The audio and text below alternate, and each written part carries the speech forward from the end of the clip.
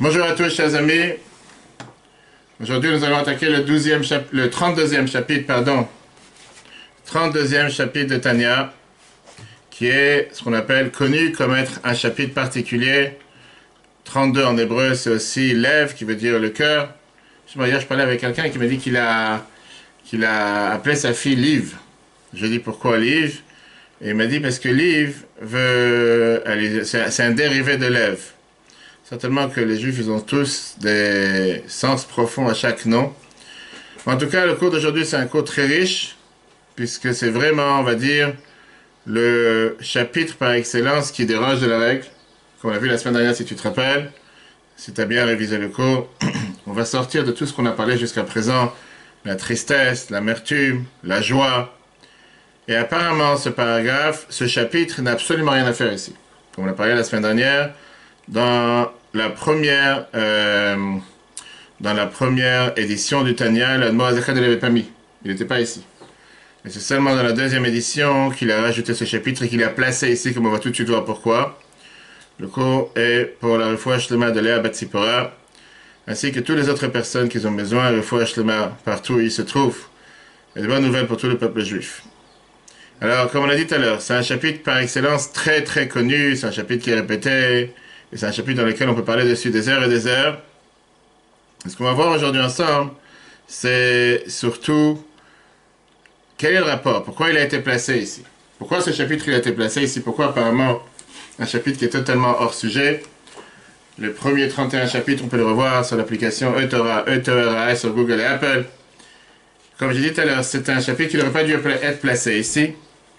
Mais après, la Noah Zaken a décidé de rentrer ici. Pourquoi? Parce qu'il s'est dit que justement, vu ce qu'on a appris jusqu'à présent, et avec ça qu'on a appris l'importance de tout ce qui est la joie, la tristesse, l'amertume, on a expliqué rapidement les précédents chapitres, si tu te rappelles, comme quoi on doit avoir la joie de l'âme sur la joie du corps, et dans laquelle on doit se focaliser de ne surtout jamais être triste, de ne pas rester avec une tristesse.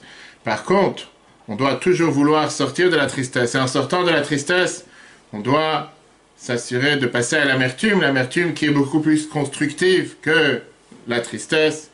Pas seulement qu'elle est beaucoup plus constructive, mais qu'elle est surtout productive du fait que ça nous enlève. Ça nous fait partir de tout ce qui est le désespoir.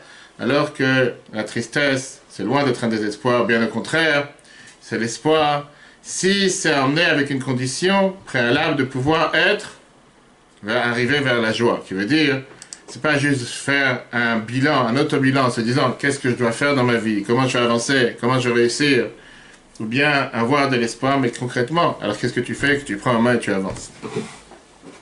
Ok, ça c'était pour, comme j'ai dit tout à l'heure, le résumé de ce qu'on avait vu les dernières semaines. Mais là, on va passer au chapitre 32. On a une très belle histoire avec un roi. Un roi qui, une fois, il avait un fils qui boitait et qui était aveugle d'un œil. Vous ne pouvez pas voir. Moshe Dayan, ça te parle? Tu as vu les photos? Un des grands guerriers de la terre d'Israël qui a protégé et défendu la terre d'Israël. Il avait ce qu'on appelle ce patch noir. Alors aujourd'hui, tu as des gens qui mettent les masques et ils ne savent pas exactement comment s'y prendre. Des fois, ils les mettent sur la tête, sur la barbe. Et là, maintenant, j'ai fait un enterrement ici à Tournambry. J'ai demandé à la famille est-ce qu'ils voulaient qu'on ait un masque ou pas. La majorité n'avait pas de masque. C'est vrai que c'était majoritairement des non-juifs. Est-ce que tu voyais les gens? Chacun porte le masque de manière différente. Des gens qui pensent que c'est vraiment, ils ressemblent à la Berry. Mais en tout cas, le roi, il a ce fils avec cet handicap, pas d'un œil. Mais il a voulu qu'on fasse une peinture de son fils.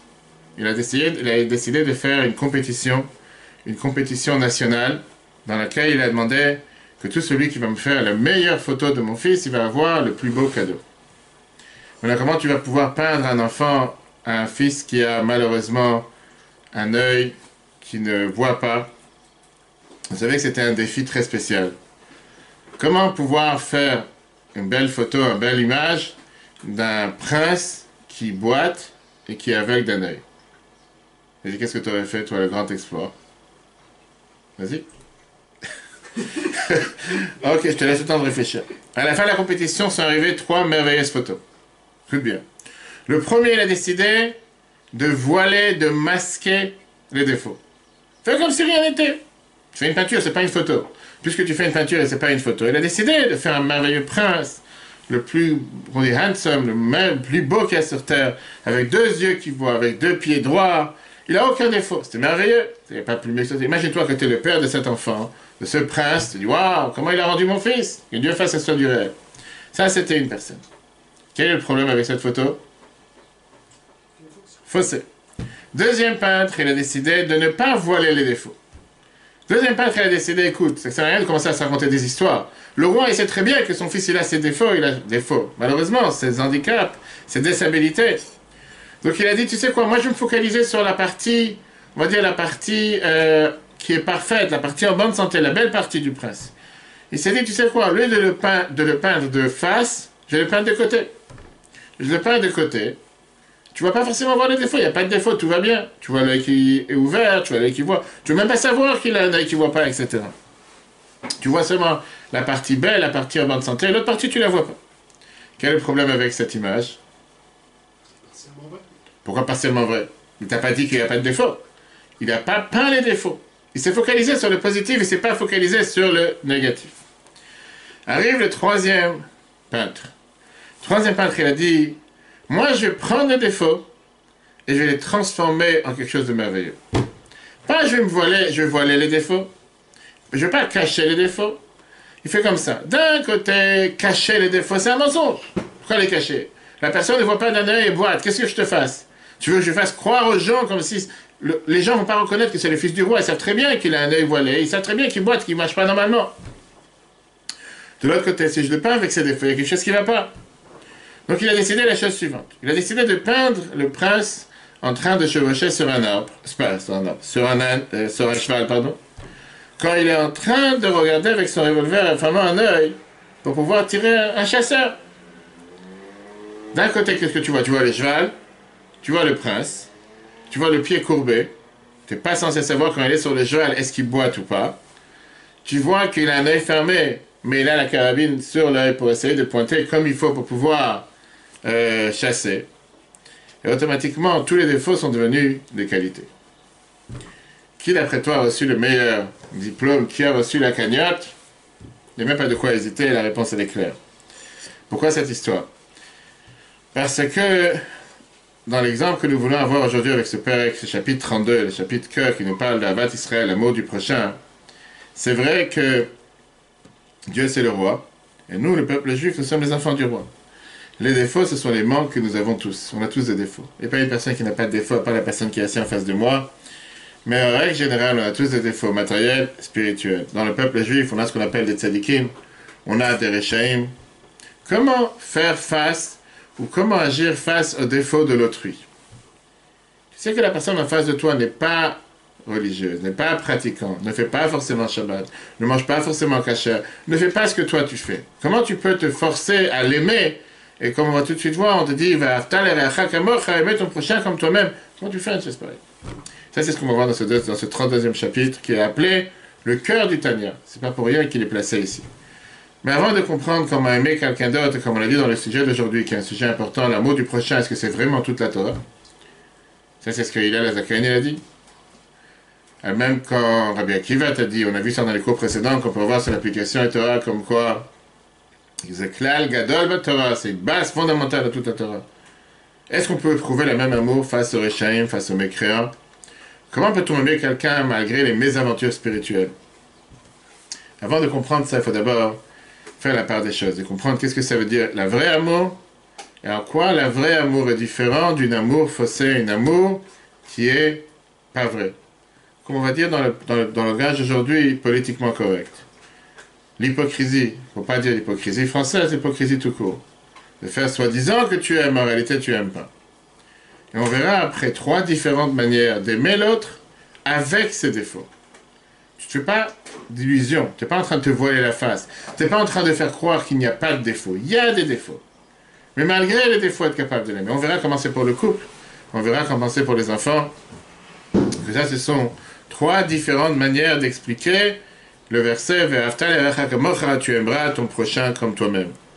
Ces 3 manières, on va les apprendre de 3 différents peintres qui étaient les plus grands élèves du Maguide de Mezrich, qui était Rabbi Zusha d'Anipali, Rabbi Levi Yitzhak de Berditchev et l'Admour Azaken dans le Tanya, Les trois, ils étaient... des élèves du Maggid, du Maggid de Moscou. qui étaient l'élève du Baal Shem Tov, bien sûr. Et on verra des histoires adaptées à chacun de ces trois. Comment, qu'est-ce que ça veut dire aimer son prochain comme soi-même. D'abord, ça va nous donner aussi une compréhension fondamentale. Comment aimer un autre juif malgré ses défauts? Comment regarder l'autre avec tous ses défauts? Par exemple, tu donnes un cours à quelqu'un, et quand la personne a décidé d'être en confinement, voire être en psychose, elle a décidé de s'asseoir à 10 mètres de toi, dans une autre pièce.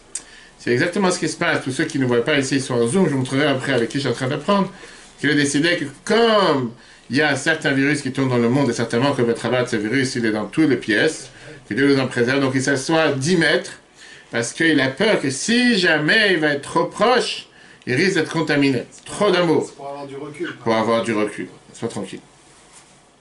On a du recul pour pouvoir après recommencer à aller en avant, pas pour rester en recul. Donc aujourd'hui, on va voir ensemble comment avoir un vrai amour. Qu'est-ce que la Torah? Pourquoi la Torah te dit, on te dit, il a la zaken te dit, quand la Torah, c'est toute la Torah. C'est vraiment l'amour du prochain, c'est toute la Torah, c'est se voiler la face, c'est faux. Il n'y a pas Shabbat, il n'y a pas Kasher, il n'y a pas pureté familiale, il n'y a rien de tout ça. Toute la Torah, c'est quoi? Aimer ton prochain, ça veut dire que si tu aimes ton prochain du matin jusqu'au soir, tu as fait toute la Torah, de quoi tu parles? Comment aimer les personnes mécréantes? Tous les points qu'on a débattés. Pour ça, j'ai dit, on va d'abord aujourd'hui ensemble, qu'est-ce que ça veut dire la vraie amour? Qu'est-ce que ça veut dire la fausse amour? Si je te demande la question réelle, comment tu fais la différence entre une vraie amour et une fausse amour? Comment tu sais que quelqu'un t'aime vraiment? Comment tu sais que quelqu'un ne t'aime pas vraiment? Qu'il t'aime parce qu'il cherche un profit ou un intérêt de toi, mais il ne t'aime pas vraiment. Comment tu fais la différence? Tu es sorti avec une femme, sorti avec une deuxième femme, tu es marié avec ta femme, tu as un enfant. Est-ce que l'amour avec ta femme, c'est un amour réel ou un amour basé sur, comme quelqu'un m'a dit hier, donnant? Est-ce que l'amour envers tes enfants, c'est un amour réel ou un amour qui est basé sur j'attends quelque chose de mes enfants, c'est pour ça que je suis prêt de donner quelque chose? Est-ce que l'amour avec la société, est-ce que l'amour dans la communauté, c'est un vrai amour ou une fausse amour? Il y a toujours un intérêt. Il ne peut pas avoir un amour désintéressé. Non, mais même tout le temps... Ou t'aimes ta femme, est-ce que tu prépares à manger le soir? Si jamais Non, ta femme ne va pas préparer à manger. Elle te prépare, elle te renvoie quand même un amour, elle te renvoie quelque chose. Tu vas chercher dans l'amour que tu vas lui donner, l'amour en retour. Donc même un enfant, l'amour que tu vas lui donner... Donc il y a toujours un intérêt. Donc il y a tout le temps, il y a 99%, je crois qu'il y a une exception, je ne sais plus c'est laquelle. Mais il y a un intérêt dans chaque chose, bien sûr. Ok. Donc tu vas voir que tu vas changer ton avis aujourd'hui. Pirkei Avot, Maxime de nos pères te dit, il y a deux types d'amour. Ahavat tluya bedavar, un amour qui est dépendant d'une certaine chose, et quand batel davar betel ahava, quand cette chose dépendante a disparu, l'amour a disparu. C'est ce qu'on va voir plus tard, ce qui se passe avec malheureusement beaucoup de couples qu'on s'est mis ensemble pour fonder un projet ensemble. Une fois que ce projet est venu, on n'a plus rien à faire ensemble, comme acheter une maison, comme avoir un enfant, ce qui est malheureux. Il y a toujours un intérêt dans le sens où l'amour en elle-même, ça. On va voir. Et après, il y a le deuxième aspect que le Pirkei Avot te dit, Ahava she'eina tluya bedavar, un amour qui ne dépend en rien. Un amour qui ne dépend en rien, c'est un amour qui est eina betela le'olam, qui ne pourra jamais s'annuler. Quelle est la différence entre ces deux choses? Et quelle est cette davar? Quelle est cette chose que le Pirkei Avot te dit? Un amour qui dépend de quelque chose, une fois que cette chose disparaît, l'amour disparaît. Même si ça dépend de rien, t'en tires un profit quand même. Pas besoin de tirer un profit. Tu as le droit de tirer un profit, ça c'est pas un problème. Je te demande, est-ce que c'est une vraie... La question c'est, est-ce que c'est une vraie amour ou une fausse amour? Non, tu vas tout de suite voir. On a vu dans le Tanya quoi? On a parlé plusieurs fois de la différence qu'il y a entre l'âme divine et l'âme animale. L'âme divine, l'âme animale, l'âme naturelle, elle est basée sur l'ego et l'intérêt. Ce que tu dis. En deux mots, j'aime parce que j'ai un certain intérêt. En deux mots, l'âme naturelle, c'est plutôt qu'est-ce que je vais gagner de ça? Quel est mon intérêt? Où je suis moi dans la photo? Si je gagne quelque chose, tant mieux, je gagne rien, j'y vois pas d'intérêt. Ça, c'est l'âme naturelle. Même d'aimer quelqu'un sans truc, ça va t'apporter du bonheur. Une seconde. Quand tu parles de l'âme divine, l'âme divine, elle est idéaliste, elle est attachée à Dieu. Et la seule pensée qu'elle a, c'est où est Dieu dans la photo? Où est Dieu dans l'image? Pas qu'est-ce que moi je vais en tirer de ça. Je cherche pas à en tirer quoi que ce soit. Ça se peut... Une seconde. Non, parce que ça se peut que c'est à mon détriment. Je suis pas d'accord, c'est à mon détriment. Ça veut dire que moi, personnellement, j'aurais pas voulu faire ça. Si je cherche mon intérêt, je le fais pas. Mais là, je ne cherche pas mon intérêt, je cherche à faire ce que Dieu il veut. Même si c'est contre mon intérêt. Mais tu vas créer une satisfaction. Par rapport à qui? Par rapport même à toi-même.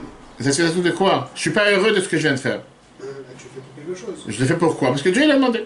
Tu me dis, est-ce que je suis heureux, je suis pas heureux? Est-ce que je suis content, je suis pas content? Est-ce que j'ai un intérêt, j'ai pas d'intérêt à le faire? Ça, c'est l'âme divine. Maintenant, te dire qu'on est tous à ce niveau, on n'est pas à ce niveau, on est tous humains. Je suis d'accord que l'âme divine est habillée dans un corps qui est l'âme naturelle. Là, on va voir justement la contradiction dans ce chapitre. Moïse t'explique la contradiction qu'il y a entre le corps et l'âme. Tu vois, par exemple, quel intérêt elle avait à faire ça maintenant? Aucun intérêt. Aucune. Moi, je te dis aucun intérêt. Voilà, elle a aidé un juif. Elle a gagné quelque chose. Pour ça, je vais lui donner un billet. Non, tu vas donner un billet. C'est comme ça. Aucun intérêt. Ça, c'est la différence qu'il y a entre ces deux âmes fondamentales qui sont l'âme divine et l'âme naturelle. Et qui nous donne la compréhension de pouvoir comprendre cette différence entre ces deux types d'amour. Alors, regardons. L'âme naturelle, l'âme animale, c'est une âme qui aime que soi-même. Et à premier abord, l'autrui peut parfois me causer du tort, peut parfois me menacer sur mon propre existence. Qui veut dire, je suis d'accord d'être avec toi, mais à condition que tu es là pour moi. Si jamais j'ai une peur ou une crainte que tu n'es pas là pour moi, je ne peux pas être avec toi. La seule manière que le corps et l'âme naturelle, l'âme animale, peuvent aimer quelqu'un, c'est un amour qui dépend de quelque chose, comme tu as dit tout à l'heure. C'est quoi cette quelque chose? C'est l'intérêt que l'aimant, l'aimé, reçoit de l'aimant. En termes de l'âme naturelle, c'est « je t'aime », en d'autres mots, parce que je me sens bien avec toi. Parce que je tire un profit de toi. Parce que j'ai un profit, inconsciemment ou consciemment. On va tout de suite voir les détails. Par exemple, si la personne elle a de l'argent, je l'aime pour son argent. L'histoire qu'il racontait sur un grand riche qui avait l'habitude d'avoir beaucoup d'honneur quand il allait à la synagogue. Il recevait toujours les plus grandes montées, etc. Parce que tout le monde savait. Lui, il est là, il va donner 30 000 euros, 50 000 euros. Il va donner des grands billets, très riches, on lui donne beaucoup d'honneur. Malheureusement, cette personne n'a pas dû son argent. Et la roue a tourné. Et il a arrêté de recevoir des honneurs à la synagogue. Il n'a plus d'argent, pourquoi tu veux qu'il lui donne des honneurs? Mais après, ça, il est redevenu riche. Et une fois qu'il est redevenu riche, tout d'un coup, on s'est rappelé qu'il faut le donner encore une fois et monter à la Torah. Non, il a été appelé à monter à la Torah. Et quand il est monté à la Torah, il a mis un chèque sur la bima, sur la table où on lit la Torah. Après, il est parti. Les gens disent, qu'est-ce qui se passe? On t'a demandé de venir monter pour lire à la Torah. Il a dit, j'ai compris que c'est pas moi que vous cherchez mon argent. Prenez le chèque, laissez-moi tranquille. Il est sympa. Parce qu'aujourd'hui, quelqu'un d'autre n'aurait pas fait ça. Mais ça veut dire que tu n'aimes pas la personne parce que tu l'aimes. Tu aimes la personne pour son argent. Si l'autre, il est intelligent, tu l'aimes parce que tu veux profiter de son intelligence. Si l'autre, il peut te fournir certains profits, remplir tes désirs, tu l'aimes pour qu'il te donne un plaisir. C'est comme le poissonnier, le pêcheur qui aime les poissons, malgré qu'il les aime, il les chasse. Et après, il les coupe en morceaux et il les met sur le four. Et il les mange. C'est pas qu'il aime les poissons. Il aime le bienfait que les poissons lui fournissent, lui procurent. Mais s'il aurait vraiment aimé les poissons, il n'aurait pas fait du mal, les pauvres. Tout ça, ça vient du fait que la base est l'amour propre. Je m'aime à moi-même. Aimer l'autre, c'est pour s'aimer à soi-même. Je ne peux pas aimer l'autre comme j'aime moi-même, c'est impossible. Je m'aime, c'est pour ça que j'aime l'autre. Et je ne vais jamais aider l'autre d'une manière que je risque de perdre quoi que ce soit. Oui, je vais être prêt à faire tout ce que je peux, mais pas à condition que ça me mette moi en danger. Puisque le but principal ici, c'est mon propre amour, je m'aime moi-même, et l'amour de l'autre, c'est un seul moyen pour obtenir mon amour, pour mes satisfactions. Automatiquement, le but est l'essentiel et le moyen est secondaire. Fameuse phrase que le rabbi a répétée plusieurs fois. Pourquoi le rabbi donnait les dollars? Joint Voight, fameuse vidéo, qui raconte why the dollar, pourquoi le rabbi donnait $1 à tout le monde. Le rabbi avait dit ça plusieurs fois. L'idée de donner $1, c'est pas juste pour donner de l'argent chaque dimanche à 6 000, 8 000, 10 000 personnes et parfois 2, 3, 5 $ à des personnes. C'était que quand deux juifs se rencontrent, il y a quelque chose de bien qui en sort pour un troisième. Par ça qu'on s'est rencontrés, je te donne $1, et par ça tu mets en tzaka, automatiquement il y aura quelque chose de bien pour un troisième. Noam Tsaïe avait dit une fois en chassidut, et il avait dit une fois en yechidut, en audience privée à un juif, quand deux juifs se rencontrent et parlent des sujets du service de Dieu, où ils apprennent ensemble comme on est en train de faire, on a deux âmes divines qui sont contre une seule âme animale, une seule âme naturelle. Alors tout le monde a demandé la question, c'est pas possible, on est deux. Si on est deux, on a deux âmes divines contre deux âmes animales. Et la réponse est très simple. Parce que l'âme animale, elle pense qu'à elle. Elle ne va jamais s'associer avec une autre âme animale. Puis qu'est-ce que je vais gagner de m'associer avec toi pour un cours? Laisse-moi tranquille. Toi, tu as voulu aller à ton cours, c'est ton problème, c'est pas moi. Ça, c'est l'âme animale. Alors que l'âme divine cherche la vérité. C'est une parcelle de Dieu.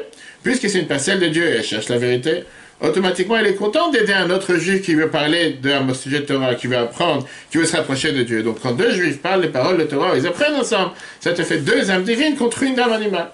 Il n'y aura jamais deux âmes animales qui vont se dire « Ah, Et puisqu'il est parti au cours, moi aussi je vais y aller. Non, ça marche pas. C'est la Noël, tu sais. Et la fameuse Mishnah qu'on dit dans Pirkei Avot, parmi les 10 miracles qu'il y avait dans le temple, phrase qu'on répète sans arrêt, qu'ils étaient Omdim, Tzfufim, ou Mishtachavim, Revachim. Ils étaient debout, ils étaient très serrés. Imagine-toi le peuple juif qui venait dans le temple lors de les 3 fêtes, Pesach, Shavuot, Sukkot. Par contre, Mishtachavim, Revachim, ils se prosternaient de manière large. Comment c'est possible? Comment tu peux être debout serré? Et après, quand tu te prosternes, il y a de la place pour tout le monde. Si debout t'es serré, on a vu ça chez le Rabbi, quand on était pendant la Kafot Simchat Torah, j'ai eu la chance d'être des dizaines d'années. On n'a pas que l'autre occasion, on était des fois 6 000, 8 000, 10 000. On ne pouvait pas bouger, on ne pouvait pas rien, on ne pouvait pas passer. Et quand le Rabbi devait rentrer dans la synagogue, il fallait faire qu'on appelle un espace pour que le Rabbi puisse passer. C'était tellement serré. Il y avait cet espace qui se faisait, c'était miraculeux. Une fois que le Rabbi passait, tout se refermait. Il n'y avait pas, une fois que tu es arrivé à ta place, tu ne bouges plus. Tu es bloqué pour les prochaines 3, 4, 5 heures, c'est la Kafot, fabrique, il n'y a pas où bouger. Comment on peut dire ici qu'ils étaient Omdim, Tzfufim, ou Mishtachavim, Revachim? Ils étaient debout, serrés, et de l'autre côté, ils se prosternaient de manière large. Quelle est la réponse? L'explication qu'on te dit, c'est la phrase suivante. Quand on est debout avec tout notre orgueil, à ce moment-là, on est serré. Il n'y a pas de place pour l'autre. Par contre, quand Mishtachavim, quand on se prosterne, quand on est prêt à s'effacer un peu, il y a de la place pour tout le monde. Ok. Ça, c'est l'âme animale, l'âme naturelle. Vient l'âme divine. Donc ça confirme ce que tu as dit tout à l'heure. Oui, il y a toujours un intérêt, il y a toujours quelque chose, je cherche toujours quelque chose. Je suis d'accord. L'âme divine cherche la vérité. Je ne cherche pas soi-même. C'est Dieu qui est au centre, c'est pas moi qui est au centre. Et donc je peux clairement aimer chaque juif de n'importe quelle manière. Pourquoi? Parce que nous deux, on sert le même Dieu. Par cette semaine, on a parlé longuement dans le cours de la Bible, on peut revoir sur l'application Torah, sur le fait que quoi? Qu'il y a 7 manières de servir Dieu. D'accord? Le discours du Rabbi qu'on a mentionné hier soir dans les cours, du 17 Sivan 1989, pourquoi la menorah avait 7 branches? 7 différentes manières de servir Dieu. Certains avis te disent qu'il y avait 10, puisqu'il y avait 10 candélabres dans le temple de Salomon. Mais 7 manières de servir Dieu. Et donc chacun a sa façon. J'ai le droit d'aimer l'autre, même si on ne pense pas la même chose, même si on ne fait pas la même chose. Donc l'âme divine va te pousser à aimer l'autre, à faire en sorte d'admirer l'autre, même si ça me demande un énorme sacrifice. Et oui, ça, c'est, si on peut dire, le travail de Shluchim dans le monde. Qu'est-ce que tu es parti habiter en Seine-et-Marne? Qu'est-ce que tu vas faire dans un endroit où il n'y a pas minyan, il n'y a pas tellement, il n'y a pas tout mon confort matériel ou spirituel qu'un juif devrait avoir? Va habiter, je sais pas, à Jérusalem, va habiter à Bnei Brak, va habiter à Me'acharim. Dans un cocon religieux, qu'est-ce que tu vas faire? Et tu peux multiplier ça par le nombre de 5000 Shluchim dans le monde où la grande majorité ne se trouve pas dans des endroits qui sont officiellement faits ou adaptés pour une vie ou un pratiquant juif religieux. Mais ça, c'est ce que l'âme divine te demande. L'âme divine demande à chacun d'entre nous de se mettre de côté, de se sacrifier son propre bien-être, matériel ou spirituel, pour le bien d'un autre. Alors, comment faire cette mise à jour? Comment passer d'un amour qui dépend de quelque chose à un amour qui dépend de rien? Comme on l'a dit tout à l'heure, un amour qui dépend de quelque chose, forcément, une fois que cette chose disparaît, l'amour disparaît. Alors qu'un amour qui dépend de rien, peu importe si la chose elle est là ou elle n'est pas là, c'est pas pour ça que je t'aime. Tout dépend de la manière comment on se focalise sur le rapport du corps et de l'âme de chacun d'entre nous. Si c'est le corps et l'âme animale, l'âme naturelle, qui est la représentante, qui est la plus imposante, qui est l'essentiel dans la vie de chacun d'entre nous, et une personne est tellement ensevelie, engloutie dans tout ce qui sont ses bienfaits matériels, de manière naturelle, même son amour pour les autres sera un amour qui dépend d'une chose ou d'une autre chose, puisque c'est le corps qui est la base chez lui. Par contre, si tu donnes un poids fondamental à ton âme et pas à ton corps, et tu considères que l'essentiel de ta vie c'est le spirituel, l'étude de la Torah, la pratique des mitzvot, et que tout ce que tu fais matériellement c'est secondaire par rapport à ton âme, que tu vas t'inquiéter de nourrir ton âme autant que tu nourris ton corps, voire plus, à ce moment-là, l'âme te donne la possibilité d'aimer l'autre avec une vraie amour qui dépend de rien. Jusqu'à ce que Hillel Azakan a dit tu aimeras ton prochain comme toi-même. On peut rajouter et dire que le dosage de l'amour dépend en fonction du dosage de l'âme et du dosage du corps dans la vie d'un humain. Plus l'âme prend sa place, plus la possibilité d'aimer l'autre prend sa place.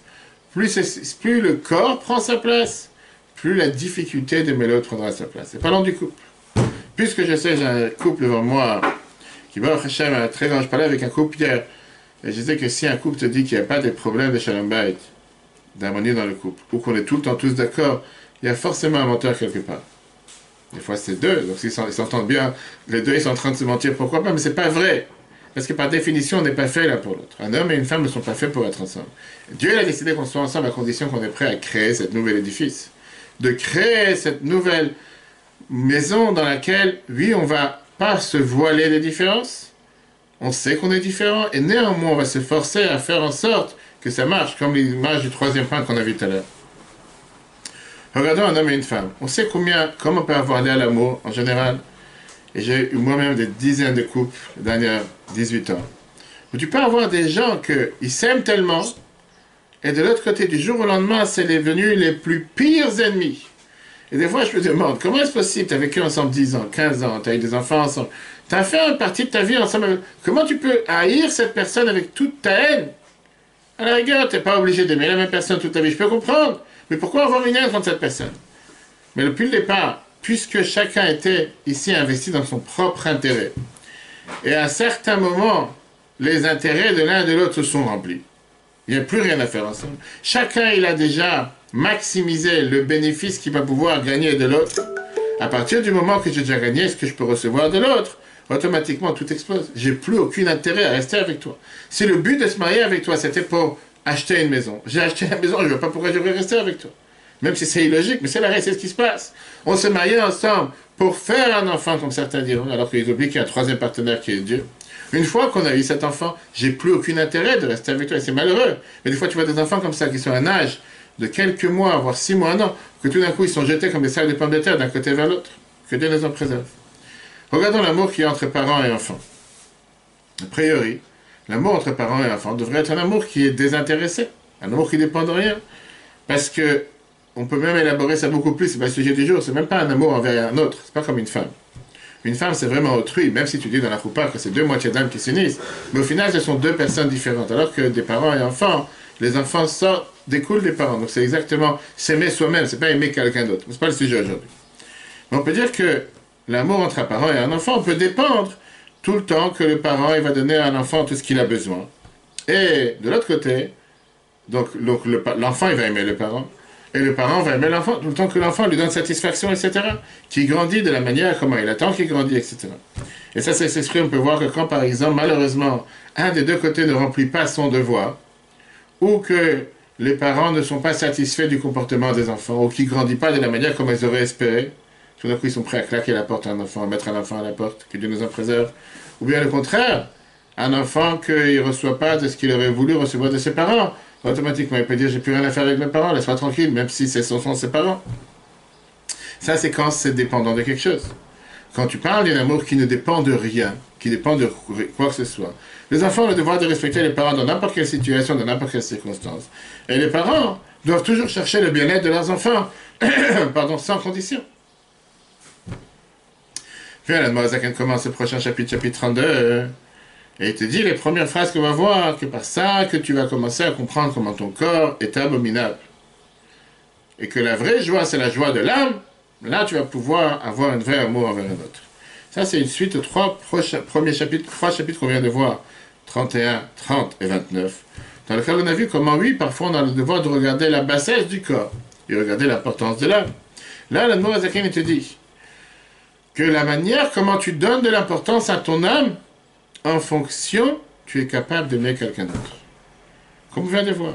En fonction, tu as la possibilité de pouvoir faire ce qu'on appelle cette mitzvah de Ve'afta lecha kamocha, aimer ton prochain comme toi-même, sans condition, sans différence. Pourquoi? Parce que si tu regardes, point de vue âme, on est tous les mêmes, on est tous des frères. On est tous des parcelles de vie. Peut-être que parfois, je peux avoir l'air de voir quelqu'un qui a l'air beaucoup plus bas que moi, et qui te dit que son âme elle est plus basse. Peut-être que son âme elle est beaucoup plus haute que toi. Peut-être que par rapport à Dieu, il est beaucoup plus important que toi. D'où tu sais? Pas parce qu'à l'apparence, il ne fait pas forcément ce que tu fais, ce qu'il aurait dû faire. Pour ça, il a moins d'importance que toi. Ce qui nous différencie, c'est le corps. Parce que du corps, effectivement, nous sommes tous différents et chacun s'inquiète pour son propre corps. Et comme le Tanya va nous dire tout de suite, les corps sont différents. C'est pour ça que tout celui qui rend son corps essentiel et son âme secondaire ne pourra jamais avoir un vrai amour. Ce sera toujours un amour qui dépend de quelque chose. Celui qui est empêtré dans la vie corporelle, il n'est pas capable d'aimer qui que ce soit sincèrement. Aucune personne sur terre. Parce que n'importe quel amour que tu as envers l'autre, ça sera forcément une amour dépendante. Il y a une certaine dépendance. Perek la Medbet, Perek le début du chapitre 32. Une fois qu'on va accomplir tout ce qu'on a mentionné dans les chapitres précédents, l'iod, Goufon, Nifzek, qu'il a un corps qui a honte, Venimas Bena, mais qui soit abominable à ses yeux, Rak seulement, Simchato, sa joie, Tiel sera Simchat Anefesh Pilvad, il sera réjoui seulement avec la joie de son âme, Arezo, Derech, Yeshara, avec Allah, ça c'est la meilleure manière, la manière la plus simple. La vol, l'idée qui yom mitzvah de pouvoir accomplir la mitzvah qui est écrit dans la parasha Kedoshim, dans le Lévitique, tu aimeras ton prochain comme toi-même. Le chol nefesh m'Israël, à chaque âme juif, le migadol va être katan, du plus grand jusqu'au plus petit. Pourquoi?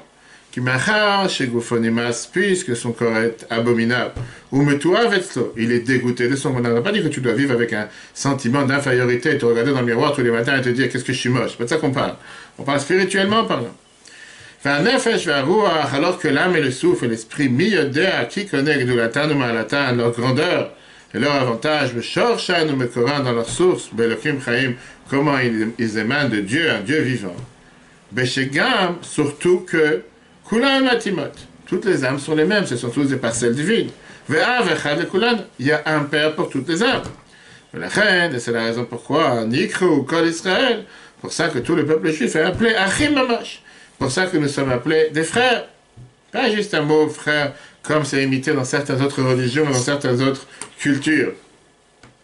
Le grand frère, le petit frère. Mitzat shoresh nafsha b'shem echad, parce que on a cette racine qui est enracinée dans Dieu, qui est l'âme, parcelle divine. Rak seulement shagufim mecholakim. Seulement les corps sont différents. Et c'est les corps qui séparent les uns les autres. Oui, on a des corps différents. Velachen, donc il termine avec ce statement, cette base, qui est que Aosim Gufam Mika, ceux qui considèrent leur âme essentielle, Venafsham Tfela, et leur corps essentiel, pardon, Venafsham Tfela, et leur corps et leur âme secondaire, Ifshar, c'est impossible, Liot, d'avoir une vraie amour, une vraie camaraderie, une vraie entente entre eux. Et là, seulement, Atlouya Bedavar Levada. C'est une simple amour qui en dépend de quelque chose. Une fois que cette chose sera annulée, cet amour aussi sera annulé. C'est grave, mais quand on regarde le miroir, c'est la réalité, c'est ce qu'on voit dans le monde aujourd'hui. Tu as des gens qui seront prêts à faire des mitzvahs de manière désintéressée. Et tu as des gens qui n'importe quelle chose qu'ils vont faire envers l'autre, c'est de manière intéressée. Et donc on sait que c'est désintéressé, comme on l'a dit tout à l'heure. Quand tu vas être prêt à faire quelque chose, malgré que c'est pas forcément ce que tu as pensé faire aujourd'hui, malgré que c'est pas forcément ce que tu aurais voulu faire, malgré que c'est pas forcément quelque chose que tu en bénéficies quoi que ce soit. La seule chose pourquoi tu le fais, c'est parce que l'amour du prochain te court. Un juif t'a demandé, pourquoi pas dire? Pourquoi dire non? Cette parole que la Moazaken te dit d'avoir cet amour envers chaque juif, du plus grand jusqu'au plus petit, si on peut dire, ça c'est la base fondamentale de la Chassidut. Lubavitch, ville de l'amour. Il y avait une vidéo qu'on a mise sur Facebook il y a quelques jours avec une femme africaine, américaine, une femme noire, qui a été appelée avec un certain nom, maintenant j'ai oublié le nom, et que le rabbi a dit que ce nom, en hébreu, en anglais ou en italien, j'ai oublié maintenant le nom, veut faire allusion à l'amour. Et le rabbi dit, oui, como, je crois. Non, D'Amato. D'Amato, c'était le gouverneur de New York, c'est en italien. Elle avait dit que D'Amato en italien, ça veut dire l'amour. Elle avait dit c'est le point commun avec nous, parce que Lubavitch, c'est aussi une ville de l'amour. Aimer l'autre, etc. Ok. Le Baal Shem Tov a appris comment il faut aimer n'importe quel juif, peu importe qu'est-ce qu'il est, sans condition préalable. On le sait très bien comment il est né. Comment il est né le Baal Shem Tov? C'est en plein Shabbat. Il y a un invité qui est venu dans la maison de ses parents, Rabbi Eliezer. Tous les autres invités se sont énervés sur cet invité qui profane Shabbat et qui vient avec ses bottes et sa boue et son sac en plein Shabbat. Mais l'autre, Rabbi Eliezer, a montré un amour envers lui sans condition. À la fin, Motzei Shabbat, il a dévoilé qu'en vérité c'est Eliyahu Hanavi. Et lui a dit que puisque tu m'as accepté tel que j'étais, sans condition préalable, tu auras un enfant tzaddik qui va propager l'amour du prochain dans le monde. Après le Baal Shem Tov, quand il était un petit enfant, son père est tombé malade, il l'a appelé avant de quitter ce monde. Et il lui a dit, n'aie peur de personne sauf de Dieu, et aime chaque juif comme il est, sans condition. Si tu te rappelles, on a dit tout à l'heure qu'on a ces trois peintres. Le Baal Shem Tov a dévoilé comment il faut aimer n'importe quel juif simple, pratiquant. À l'époque, c'est ce qu'il y avait, des juifs qui mettaient, faisaient les tefilin, faisaient la prière, mais des juifs simples, pas des grands tamidei chachamim, pas des grands érudits. Après ça, le Maguide de Mezrich, son élève, il est parti à une étape suivante, plus profond, en disant qu'il faut aimer même les Rechaim Mourim, même les mécréants les plus grands, eux aussi, il faut les aimer. Et qu'une fois, il y avait toute une délégation qui est arrivée chez Rabbi Meir de Ligensk, le frère de Rabbi Zoucha d'Anipoli, pour servir son maître, le Maguide de Mezrich la nuit.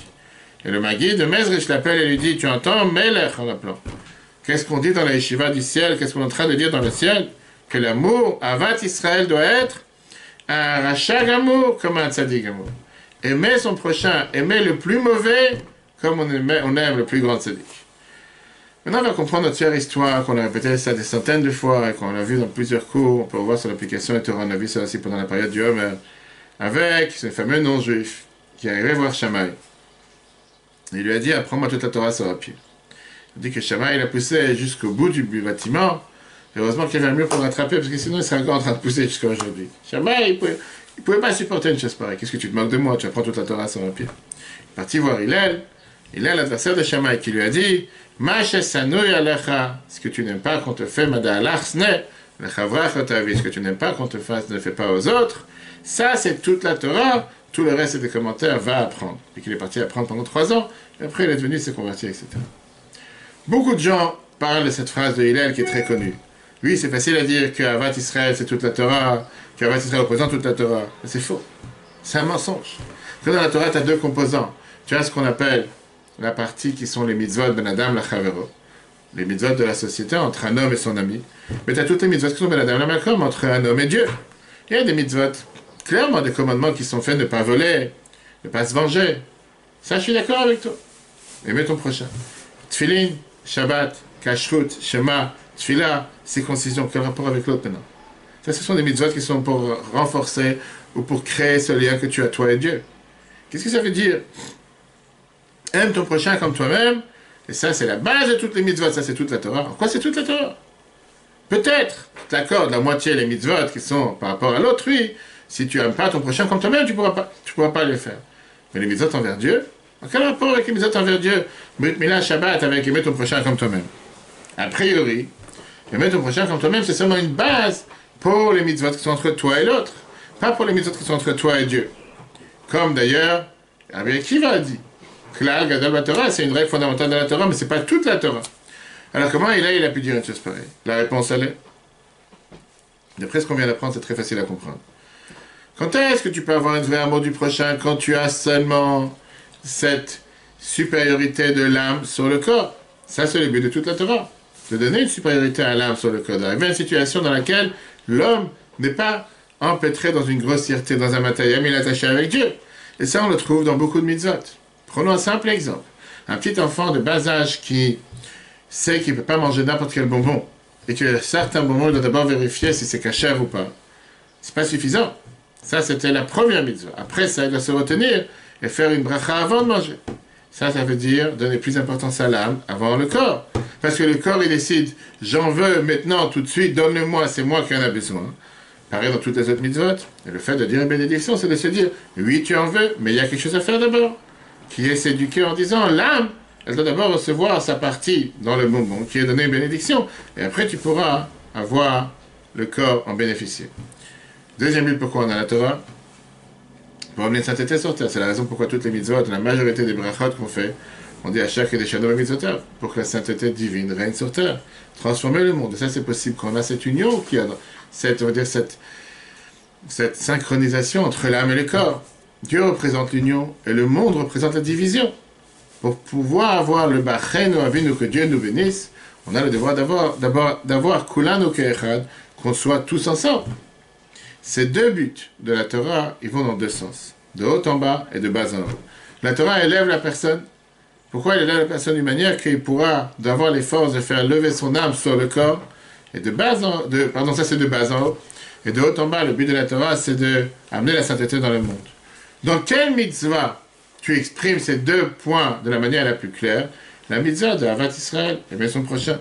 Parce que tu ne peux pas aimer un autre, comme on a dit tout à l'heure, si tu ne vas pas faire en sorte que l'âme soit plus importante que le corps.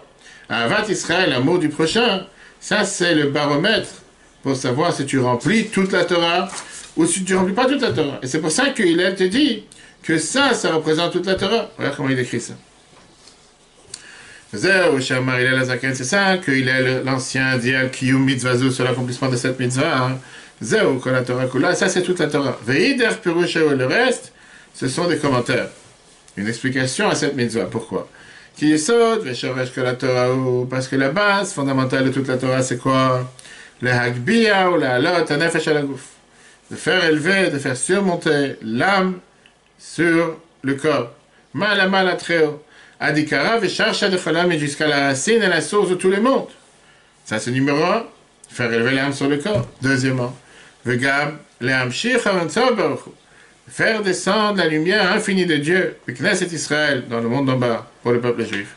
Que Moshe le Kaman, comme on va expliquer plus tard dans le chapitre 41. D'Araïnou, ça veut dire le Makor de Shamot Kol Israël, dans la source de tous les âmes du peuple juif qui est chez Dieu. Le Me'ver Chad Be'echad Dafka. Cette union de Dieu avec le peuple juif, c'est seulement quand le peuple juif il est uni. V'lo ksheyesh perut chas v'shalom ban neshamot. Pas quand il y a une distinction, une différence, une séparation dans les âmes. Tu vois bien qu'on ne parle pas du corps. Les corps sont séparés de toute façon. De toute façon, on n'a tous pas les mêmes corps. De toute façon, Dieu nous a créés d'une manière qu'on ne pense pas la même chose, qu'on ne pourra pas agir de la même manière. Ça, c'est les corps. Mais dans l'âme, on ne peut pas avoir de différence. Des coups de chabrich, ou comme c'est écrit dans les Zohar, que Dieu, l'Oshaya Be'atab Gim, Dieu ne réside pas, ne peut pas régner dans un endroit qui a ce défaut, qui a cette tâche. Donc moi, cher Abrim, comme on dit, Bachaynu Avinu, on dit dans la prière tous les jours, bénis-nous notre Père, Kulanu Ke'echad, nous sommes tous ensemble, Be'or Panecha, avec la lumière de ta face. Donc moi, chez Idbel, Makam Achad Ba'echut, et comme on l'expliquera longuement une autre fois. Terminons avec une merveilleuse histoire qu'on a dit tout à l'heure. On a dit que le Baal Shem Tov, il a donné le devoir d'aimer chaque juif simple, avant Israël. Le mari de Mezrich a avancé d'un cran, disant, tu dois aimer chaque juif, un juif simple, comme un rachat. La Shem ne parlait pas de rachat.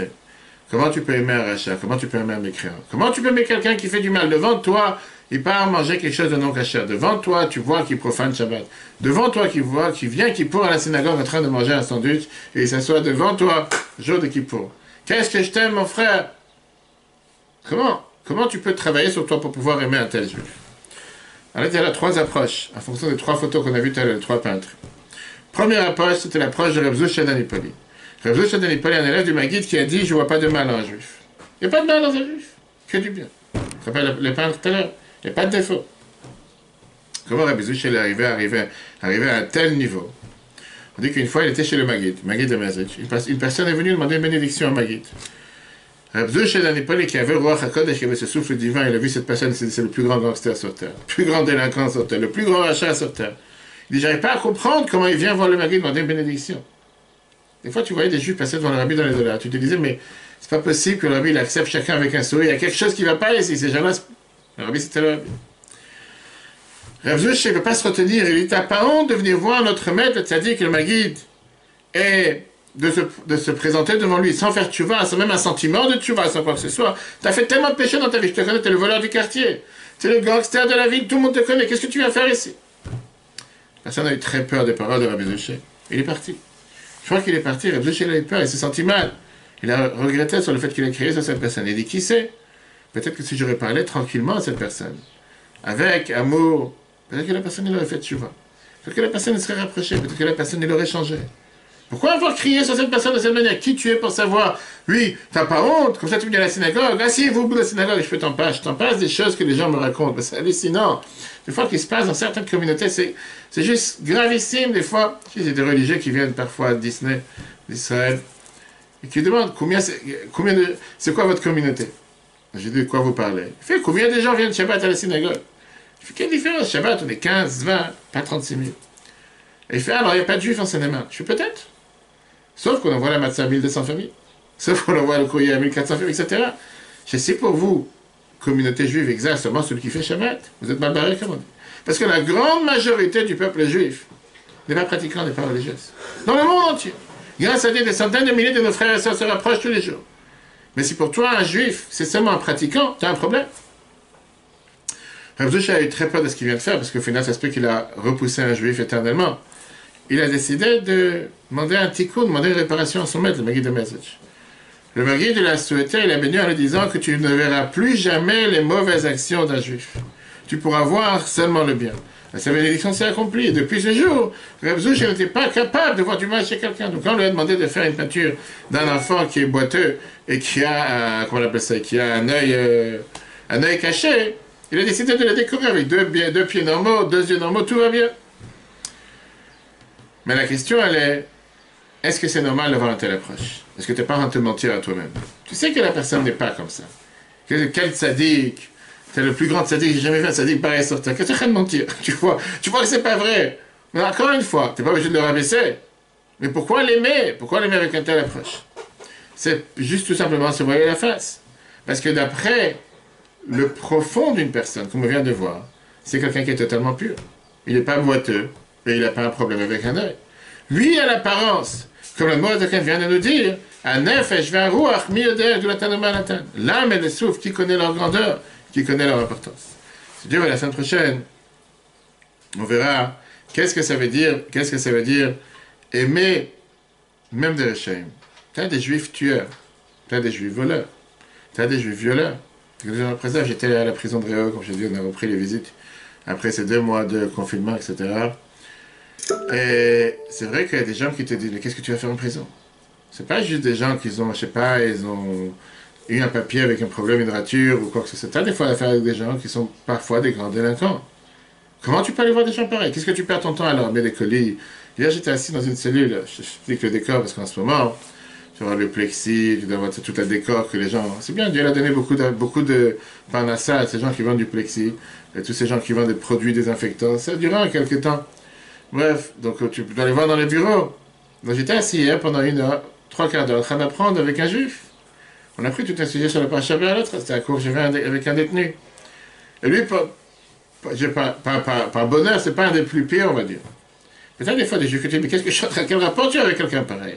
Ça, c'est ce qu'on verra si Dieu veut la semaine prochaine. Comment tu es capable, comment on peut aimer chaque juif, se donner pour un autre juif, qui est le plus grand, quelqu'un qui est mal, quelqu'un qui est mauvais, quelqu'un qui est un mécréant. Je ne parle pas de quelqu'un qui, spirituellement parlant, lui manque quelque chose. Mais matériellement parlant. Ça, ce sera la deuxième moitié du cours du chapitre 32. Le cours sera replay sur l'application eTorah, sur Google et Apple. Très bonne journée à tous, et si Dieu veut, à la semaine prochaine.